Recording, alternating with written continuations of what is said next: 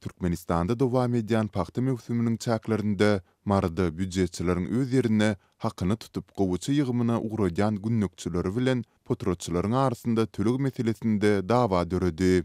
Bu sebäpli hakyny tutulan işgärler paxta meýdanlaryny terk edip ýygylan paxta üçin kemeldilen pul haklary gaýtadan galdyrylmasa, onda kimdir bir ýerleriniň ýerine paxta gitmejekdiklerini duýdurdylar.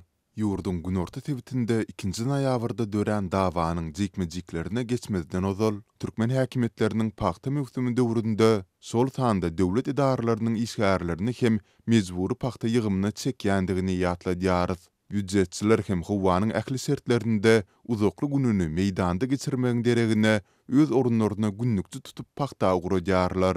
Emma soňky günlerde vilayaty gelen ýagynyň netijesinde paxtanyň çygalmagy sebäpli günnükçiler bilen paxta ýetişdirýän potrotçylaryň arasynda tölegi meselesinde ilki düşünsmezlik, soňra da dawa döredi. Biz çarşenbe günü Sakarçaganyň olaýyndaky paxta meýdanyna baramyzda potrotçy ýygylan paxtanyň her kilogram üçin olarky berýän tölegini etmejekdigini aýtdy. Dip Maragresden 10 kilometr ağırlığı söküp gelen ýaşaýjylaryň biri azatlygy gurrun berdi. Döwlet işgärleri bize öz deregine ýygyma gitmegimiz üçin 40 manat berýärler. Potrotçylar da ýygylan paxtanyň her kilogram üçin 30 teňe töleýärdiler.